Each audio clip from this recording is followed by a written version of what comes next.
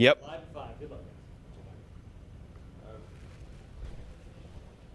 Yeah. How fast do I have to do that?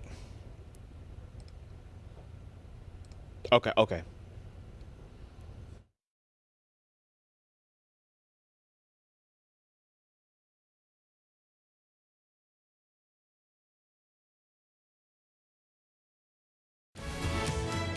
This is the Fox 25 News at 5. A man arrested in Hera after police say he tried to steal someone's car and got into a fight shortly after. Fox 25's Grant Palmer spoke with police about how this situation played out.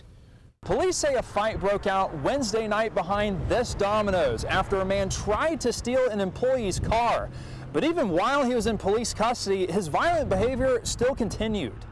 We're told that Robinson was seen getting into a vehicle belonging to one of the victims, and it was actually reported by one of the employees at Domino's that was working there at the time. That's what kickstarted a big scuffle behind a Domino's Wednesday in Hera. Police say the man getting into an employee's vehicle is 29-year-old Jimmy Robinson, who Burns says has several felony and misdemeanor charges out of Okmulgee County. When the employee noticed Robinson getting into his car, that's when things got ugly. When the victim went out to kind of confront Robinson, Robinson became combative and actually struck him in the face. Burns says that punch started a fight, and shortly after, a co-worker of the victim came outside and held Robinson down until police arrived. But just because he was in police custody doesn't mean he settled down. During that ride, he was, constantly hitting his head against the partition, and he was also attempting to kick out one of the rear windows of the vehicle. Burns says the officer had to make a stop in Del City to have other officers help him get Robinson readjusted in the back seat. But when they finally arrived to jail, while he was actually being moved from the vehicle into the jail, he was able to kind of squirm away, slip away, if you will, and exit the Sally Port, where other officers and Hera officers were able to catch him before he got out of the secure location there. Robinson is facing multiple charges, including larceny of a vehicle, assault and battery, and escape from county or city jail. Reporting in Hera, Grant Palmer, Fox 25 News. One person is dead after a shooting in southeast Oklahoma City. Police say it happened around midnight. Investigators say a fight broke out inside a home near 27th and High. At some point during that fight, shots were fired. Officials say everyone involved, including the shooter, have been interviewed by detectives. So far, no one has been arrested. Police say the victim was rushed to the hospital where he later died. A man accused of embezzling money from a Norman-based business. According to the Cleveland County Sheriff's Office, Christopher Anderson used a Square reader device to reroute his funds from the business into his own private account. The Sheriff's Office says Anderson detailed his scheme in a recorded phone call and told a witness he pocketed $30,000 from the company. Anderson charged with embezzlement and violating the Oklahoma Computer Crimes Act. Tulsa police say more than 100 guns already stolen from homes and cars in the city. All of them were taken in the first 73 days of the year. TPD says a lot of these thefts are happening in high population areas and at establishments like bars, shopping centers where you can't bring a gun inside. They're asking everyone to secure their guns and help keep them from falling into the wrong hands. Let's get to Fox 25 Chief Meteorologist Jack Griffin. Got your back with a look at the forecast this evening, and what you need to know is you get those weekend plans ready. Jack, what can folks look forward to? Well, over the weekend, temperatures are going to be a little bit closer to average here. So we're not talking 70s and 80s like we've seen here the past couple days. Temperatures will be closer to average, but unfortunately, we'll have a little bit more in the way of some cloud cover. And then for tomorrow's forecast, a little bit in the way of some rain showers will be expected. We've got a kind of mainly cloudy skies here. There's some peaks of blue sky here and there on our Lucky Star Casino Skycam picture here from Bricktown. But overall, though, we're looking at mostly cloudy skies across a lot of the state. Temperatures, as a result of that, are down into more of the 50s and 60s. The northeast part of the state in Tulsa, they saw more sunshine today. They were able to get a little bit warmer, but we were all still cooler by a large amount here, about 10 to 20 degrees because of the cold front that came through. So you can see that the clouds have been trying to break up, but we still, though, are watching a lot of cloud cover coming in from southwest Oklahoma because that's where some rain showers are moving on into the area. Now, they were a lot more impressive across Texas Texas. Once they've crossed over into the Red River and into Oklahoma, they really have weakened out pretty significantly here. So things are drying out as a result of the dry air out there. So our chance of rain are not exactly going to be very high at all here for this evening, with some clearing than expected overnight tonight. So even though we've been kind of cloudy today, we're likely going to be partly cloudy overnight tonight. But more clouds are back in the forecast for tomorrow as a result of more rain showers coming on in.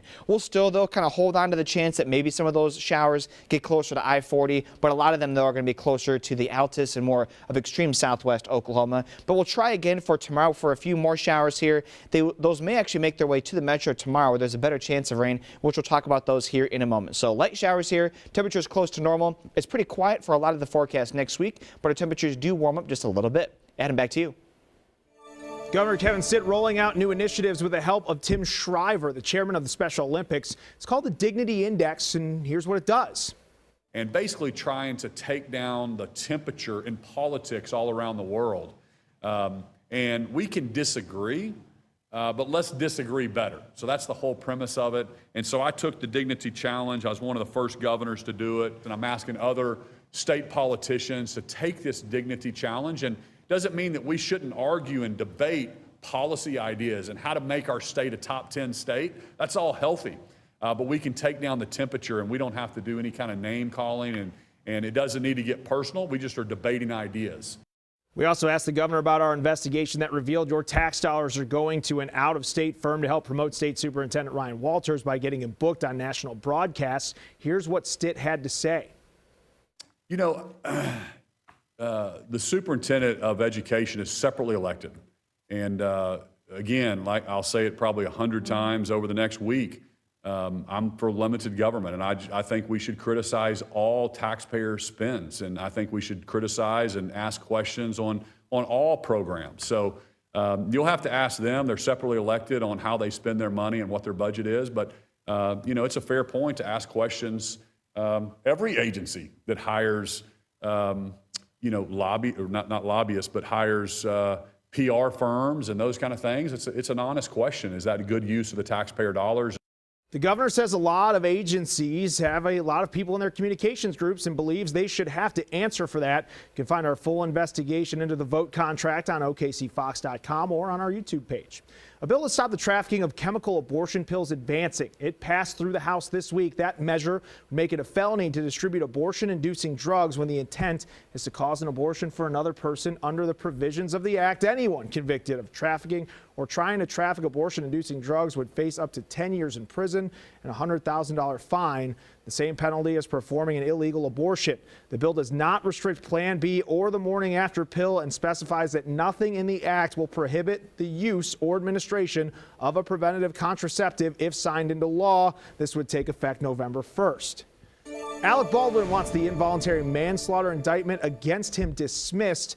The charge stems from the deadly Rust shooting. In a new court filing, his defense team is accusing prosecutors of unfairly stacking the deck against Baldwin in the grand jury selection.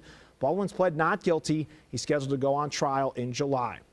District Attorney Fani Willis must step aside or remove Special Prosecutor Nathan Wade before the election interference case against Trump can move forward. The Fulton County District Judge made the ruling today.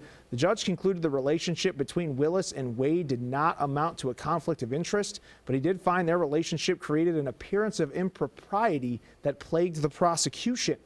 The clock ticking as Congress faces yet another possible government shutdown. The next critical government funding deadline, March 22nd. With 1 week left, negotiators are trying to hammer out deals on 6 bills. If that doesn't happen, funding will stop at a number of departments and agencies, including Homeland Security, Defense, Treasury, Education, and Labor. With a week left, those departments are now required to make plans for a possible shutdown. Downtown Oklahoma City getting ready to get pretty crowded. The Paycom Center hosting back-to-back sold-out shows on Monday and Tuesday. Drake and J. Cole shows supposed to be among the biggest productions the Paycom Center's ever hosted, with 60 trucks and buses bringing in equipment. Both shows will draw about 16,000 guests every night. Now, fans can't line up before 7 o'clock in the morning the day of the shows. And guests with general admission tickets have to enter through the southwest entrance across from the Omni Hotel. Numbered wristbands will be handed out to anyone with GA tickets starting at 9 o'clock. They'll be available until 3. And after you get a wristband, you can leave and you come back at 5:30 to line up in numerical order. Chicken and Pickle wants to be added to your spring break bucket list from 8 to 5, Monday through Friday. You can reserve an outdoor court for $10. They also have yard games, food and drinks. You can reserve your court online. St. Patrick's Day babies born at Mercy Hospital is getting a special onesie. Check this out. The green onesies say born at Mercy on St. Patty's Day. Mercy administrators say they thought it would be a fun way to celebrate new life since the holiday has ties to joy and festivities. It's also a special occasion since this will be the last group of babies welcomed on St. Patrick's Day in the birthplace at Mercy Hospital, where babies have been born since the hospital opened in 1974. Labor, delivery, and postpartum services are moving to the Love Family Women's Center when it opens next month. The World Breaking Classic, is drawing global talent to Tulsa ahead of the Sport of 2024 Olympic debut tomorrow. Cain's Ballroom in Tulsa hosting the USA qualifier. The best of the best from this weekend's event head to the Netherlands for their chance to go to the Paris Olympics for the sport's debut. The event could have a big impact on the dancers' lives as some of them become Olympians, and it's also having a huge economic impact on the city of Tulsa.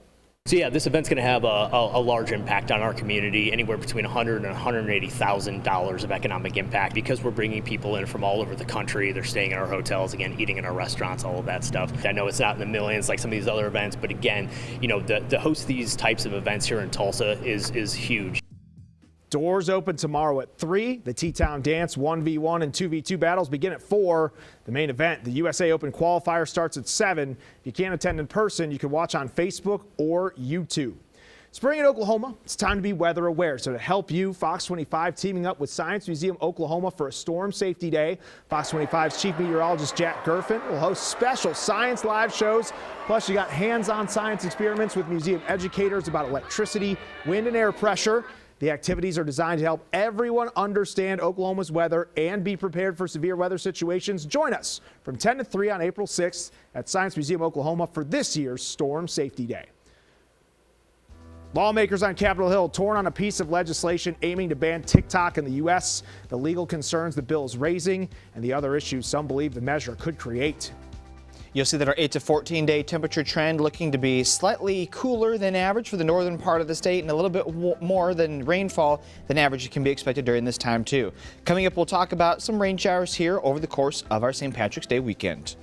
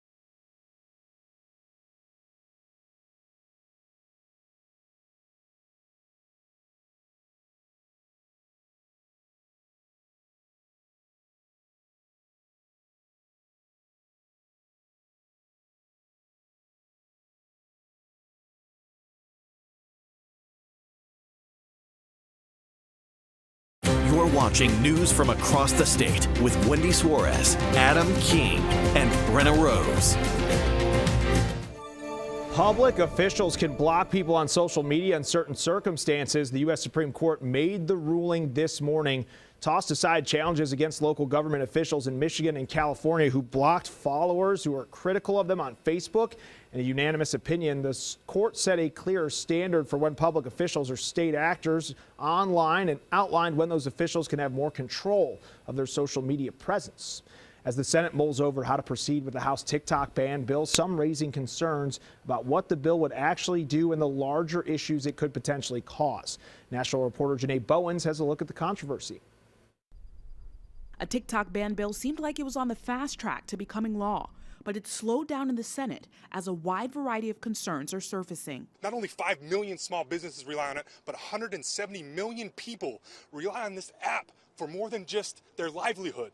They rely on this app for their mental health. The concerns go beyond those of the users and creators. If the company is banned or you say it can't have the current ownership and the company goes away, you're basically taking their First Amendment rights away with them also. The hesitancy is bipartisan, with Democratic Senators Catherine Cortez Masto and Jackie Rosen still reviewing the proposal. And businessman Elon Musk posted on X, "This censorship bill is far too broad. It will be abused in the future." There are also various questions, including whether it has legal standing on an international scale, if TikTok can sue, and how the legislation would impact other foreign adversary-controlled applications. If this bill passes, nothing is actually going to happen for years because it has some really glaring weaknesses that TikTok's lawyers are going to be able to exploit. TikTok CEO Shu Chu was on Capitol Hill this week, pleading with senators to not pass the bill. There's a lot of misinformation out there, and I intend to clarify it.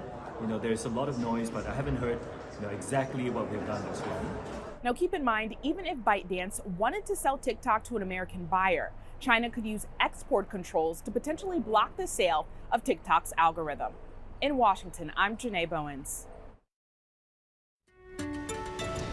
Yesterday's severe weather obviously verified here as we had a lot of reports, especially in the hail variety here from south central Oklahoma all the way into northeast Oklahoma. The most impressive one by far, though, the state's second largest hailstone fell in Ada yesterday, coming in at 5.25 inches. So that occurred yesterday when a supercell went over Ada, and Ada had many reports of 4+ inch hailstones that were falling yesterday. But the biggest one that we saw, 5.25 inches, just huge, huge in diameter. And like I said, it's the second biggest one in the state. The first one, the largest one, was 6 inches, and that was back in May of 2011. As you can see on the radar, we've got fairly quiet conditions. There are some light rain showers trying to come in from the southwest, but we are looking at a lot of these just kind of fizzling out as they've tried to approach the kind of Hobart area to Elk City. So we don't really expect a whole lot of rain showers here to really get too far to the north. Don't really think we're going to see them reach I-40 or even I-35, for example, but we're likely looking at actually a little bit in the way of some clearing once we head into the overnight hours.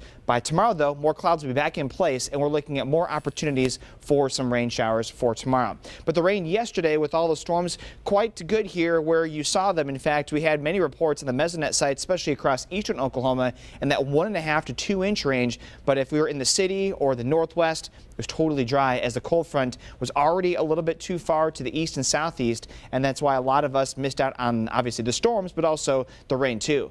Now tomorrow there's a chance for some rain showers here, so that's going to be our next weather maker as our kind of boundary here will linger in place. That's why we're still going to be looking at some clouds in the area for our Sunday. But by the time we get to Monday, an area of high pressure comes on in. It's a cold front that will be doing that, so it'll be briefly cooler on Monday, but then by Tuesday our temperatures will be warming back up. So more cloud cover for tomorrow, a high of around 64. St. Patrick's Day, we're looking at partly cloudy skies and a high of 61. Not the worst forecast for the weekend, but obviously we'd like there to be obviously some more warmer temperatures as well as a little bit more in the way of some sunshine. But tomorrow we do have the cloud cover as well as a chance for some rain showers, especially as we head in kind of into the afternoon hours and into the early evening hours here. Not a lot of rain. There might be some rumbles of thunder here and there, but we're overall, though, looking at fairly light showers here for our Saturday. Like I said, briefly cooler for us on Monday. Then after that, we're going to be in the 70s starting on Tuesday, with maybe the chance for our next chance of rain showers and storms as we head into our Wednesday night going into Thursday. So that's how things are going to be playing out here for the week. Overall, though, not exactly all that active here. Temperatures in the 60s this weekend with some cloudy skies and showers tomorrow. A better day for St. Patrick's Day, and more sunshine comes out on Monday.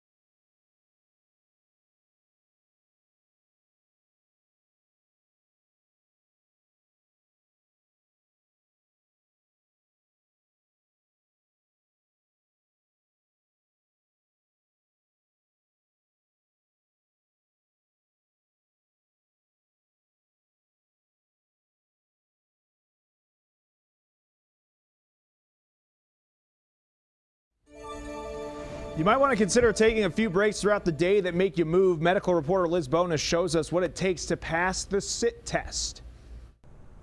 Hey there, everybody. Hello to you. This study takes a look at how long we sit and its impact on our health. We always knew it kind of made a difference in our heart health. Now we know how much.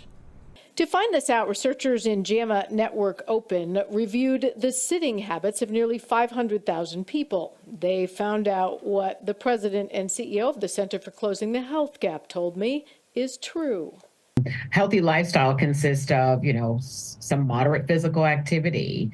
That's right. You simply can't stay as well as possible if you don't move. Sitting is the new smoking, right? And so, the more that we are sedentary, be it watching television or being on a device and not moving, that's affecting our healthy lifestyle. Researchers found people who have to sit most of the day at work have a 16% higher risk of mortality from all causes and a 34% higher risk of mortality from cardiovascular disease. This compared to those who don't sit around most of the day. It may be due to this actual lack of movement, or maybe it's due to the other good habits that are lacking that people who tend to move also pick up, such as yoga. Anything that causes calmness. And I think people who get into yoga or any kind of health, physical fitness, they are going to walk more, exercise more, they're going to eat better, and I think they can improve their lifestyles. Making up for sit time may be as simple as sometimes just really understanding the simple things we can do to increase our physical activity that may not involve us joining a gym or being in a physical fitness class. Which means getting up from sitting and moving around all day can help, but you need to get that total movement time up to 15 to 30 minutes a day. Now, one other note, there was a study recently which also showed even if you work out morning or evening, movement through the day makes a difference, so you can't get away with still just sitting all day. With your health news, I'm Liz Bonus reporting. Honda and Nissan are joining forces to build electric vehicles. Two Japanese automakers announcing today the companies will develop core technologies together and look into other areas of possible collaboration. The companies say their products remain separate. Honda and Nissan are Japan's second and third biggest automakers behind Toyota. The FCC cracking down on cable TV junk fees. Cable and satellite companies will now be required to list all-in prices in billing and marketing materials. This also includes any miscellaneous fees like those related to sports programming or local broadcast channels. The federal government wants consumers to know up front exactly how much they'll pay for services. And Dollar General, the latest retailer to back away from self-checkout registers. It's removing self-checkout stands in stores with the highest rates of shoplifting and merchandise losses. In about 9,000 stores, some or all self-checkout registers will be converted to regular registers with cashiers. In about 4,500 stores, self-checkout purchases will be limited to 5 items or fewer. Thanks for joining us here, everybody. We'll see you back here tonight.